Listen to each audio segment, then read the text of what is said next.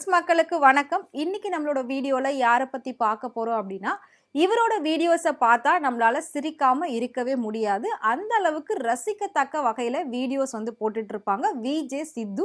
அவங்கள பத்தி தான் இப்ப நாம பார்க்க போறோம். வாங்க ஷோக்குள்ள போலாம். சோ நான் சொல்லவே தேவையில்லை, விஜே சித்துவோட வீடியோஸ் பத்தி கண்டிப்பா உங்க எல்லாருக்குமே தெரிஞ்சிருக்கும். அவர் சின்னதா ஒரு விஷயம் தான் பேசுவாரு. ஆனா அது பயங்கர காமெடியா இருக்கும். ரொம்பவே வந்து கலகலப்பா இருக்கும் அவரோட டீம் அப்படின்னு சொல்லலாம். ஸோ நிறைய பேர் வந்துட்டு எனக்கு ஒரு ஸ்ட்ரெஸ் பஸ்டர் அப்படின்னா அது விஜே சித்து விளாக்ஸ் தான். எனக்கு அவரோட விளாகை பார்ப்பேன், அடுத்த விளாக் எப்போ வரும்னு வெயிட் பண்ணிட்டு இருப்பேன். ஸோ அந்த அளவுக்கு அவர் பேசுறது, அவரோட பாடி லாங்குவேஜ், அவரோட வேர்ட்ஸ், அவரோட டிராவல், அவரோட சமையல், இது எல்லாமே எனக்கு ரொம்ப பிடிக்கும். அவரோட குழந்தைய வச்சு கூட பார்த்தீங்கன்னா பயங்கர ஃபன் பண்ணுவாரு. ஸோ இந்த மாதிரி விஷயங்கள் எல்லாமே எங்களுக்கு ரொம்பவே பிடிக்கும். எங்களுக்கு பார்த்தீங்கன்னா எவ்வளோ காமெடி ஆக்டர்ஸ் இருந்தாலும் விஜே சித்து விளாக் தான் நாங்கள் வந்து விழுந்து விழுந்து சிரிச்சுக்கிட்டே பார்ப்போம். அந்த அளவுக்கு எங்களுக்கு வந்து அவரை பிடிக்கும் அப்படின்னு சொல்றவங்க இன்னைக்கு லட்சக்கணக்கான பேர். நிறைய பேர் அவரை வச்சு ஃபேன்ஸ் மீட்லாம் பண்ணியிருக்காங்க. அந்த அளவுக்கு ஒரு ட்ரெண்டிங்கா வளர்ந்து வந்த ஒரு ஆள் அப்படின்னா அது வந்து விஜே சித்து தான். அவரோட பேஜை ஃபாலோ பண்ணாதவங்க யாருமே இருக்க முடியாது. ஒருத்தர் நல்லா வளர்ந்து வரும்போது திடீர்னு அவரை பத்தி குறை சொல்றதுக்குன்னு ஏதாவது ஒரு கூட்டம் கிளம்பி வரும். அப்படிதான் பாத்தீங்கன்னா இப்போ அவரோட ஒரு வீடியோவுமே ரொம்பவே சர்ச்சையா போய்கிட்டு இருக்கு அப்படின்னு சொல்லலாம். இது அவரோட பேட் டைமா என்ன அப்படின்றது தெரியல. எல்லாமே ஃபன்னா தான் பண்ணுவாரு. அந்த அளவுக்கு நல்லா வரும். இதையும் அவங்க ஃபன்னா தான் பண்ணியிருக்காங்க. ஆனா அதை வந்துட்டு ஒரு தனியார் சேனல் வந்து பாத்தீங்கன்னா பயங்கர நெகட்டிவா விஜே சித்துவை போர்ட்ரேட் பண்ணி காட்டியிருக்காங்க. ஸோ அது என்ன அப்படின்னா, விஜே சித்து வந்து வழக்கம் போல அவரோட பிளாக்ஸ் எல்லாத்தையும் போட்டிருந்தாரு. அதுல வந்துட்டு நம்ம சின்ன வயசுலலாம் 90ஸ்ல விளையாடுவோம் இல்லையா, நிக்கல் குந்தல் அப்படின்னு சொல்லிட்டு. நின்றுட்டு இருந்தா வந்து நம்ம நிக்கல்னு சொல்லிட்டு தான் நிக்கணும், உட்காரும் போது குந்தல் அப்படின்னு சொல்லிட்டு தான் உட்காரணும். அப்படி இல்லைன்னா உடனே முதுகுல வந்து கும்மு கும்முன்னு குத்துவாங்க.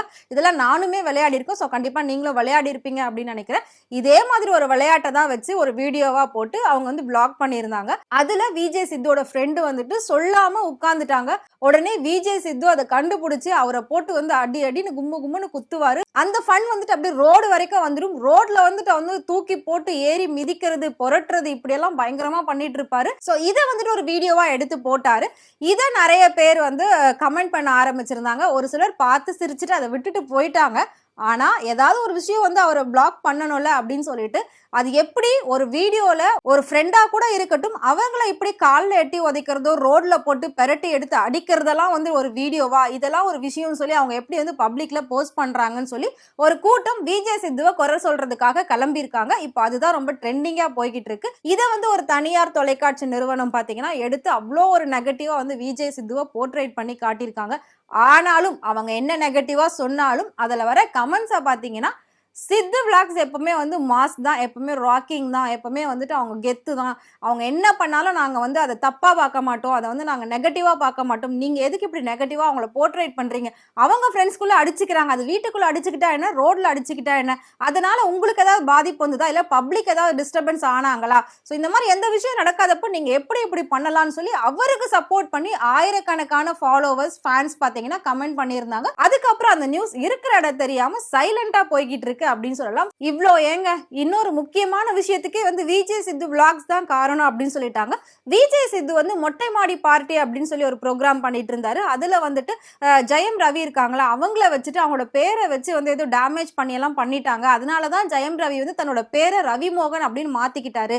நிறைய பேர் அதையும் விமர்சனம் சொன்னாங்க. அவர் ஒரு நடிகர், அவரை கூட்டு வந்து இப்படி உட்கார வச்சு இப்படி ஃபன்னா நீங்க வந்து ஷோ பண்ணிக்கிட்டு இருக்கீங்க அப்படின்னு சொல்லி நிறைய பேர் அதுவுமே எதிராக சொன்னாங்க. ஒரு பெரிய நடிகர் பேர் மாத்தினதுக்கே இந்த விஜே சித்து விளாக்ஸ் தான் வந்து காரணம் அப்படின்லாம் சொல்லியிருந்தாங்க.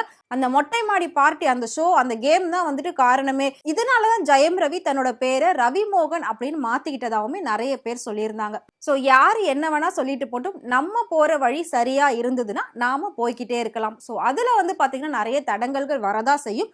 அது எல்லாத்தையும் உடைச்சு எரிஞ்சிட்டு போகும்போது தான் அந்த வெற்றியை நம்மளால பார்க்க முடியும். அப்படி வெற்றி பெற்றவர் தான் விஜே சித்து.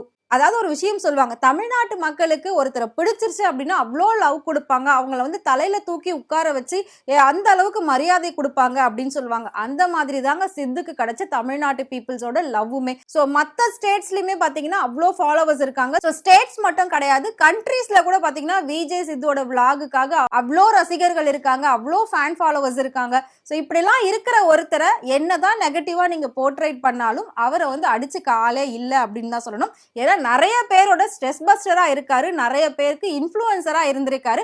அவரை பார்த்து ஒரு அப்பா மகள் எப்படி இருக்கணும்ன்றத நாங்க கத்துக்கிட்டோம்னு சொல்லி நிறைய பேர் வந்து அவர்கிட்ட சொல்லியிருக்காங்க. அந்த கமெண்ட்டையுமே நம்ம பார்த்திருக்கோம்.